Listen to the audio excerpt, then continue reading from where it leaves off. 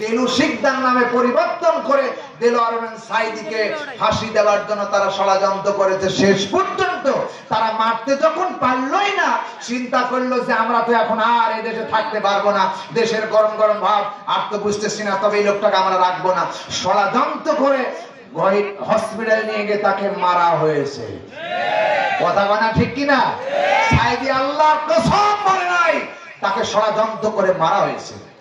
যে লোকটা অসুস্থ হয়ে গাড়িতে যখন নেমেছে, পায়ে হেঁটে এরকম করে আপনারা দেখেছেন হাত উঁচা করে মুচকি হাসি দিয়ে হসপিটালে যাচ্ছে, এই লোকটা স্ট্রোক করতেই পারে না।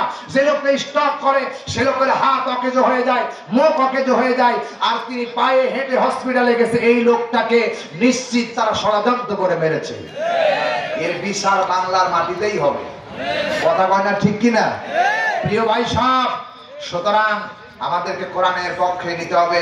কোরআনের পক্ষে যদি আমরা নিতে পারি, সব ভেদাভেদ ভুলে আমি একটা মেসেজ দিয়ে দিতে চাই, কে আওয়ামী লীগ করো, কে বিএনপি করো, কে জাতীয় পার্টি করো, কে জামাত ইসলাম করো, কে সর্বনয় করো, কে বাসদ করো, কে বিভিন্ন দল করো, আমি তোমাদেরকে একটা মেসেজ দিয়ে দিতে চাই, আমরা মুসলমান, আমাদের সংবিধান আল কোরআন, আল্লাহর নবী আমাদের নেতা।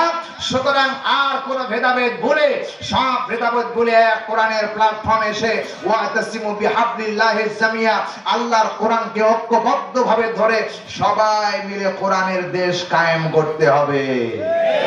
ঠিক কিনা বলেন? এটাই আমাদের ওয়াজ। কারণ ওয়াজ করে সমাজ পরিবর্তন করা যাবে না। হ্যাঁ, ওয়াজ যদি চালু থাকে, কিছু মানুষ কোরআন শুনে, কিছু মানুষ পরিবর্তন হবে, কিন্তু পার্লামেন্টের আইন যদি হয় সবাই পরিবর্তন হবে।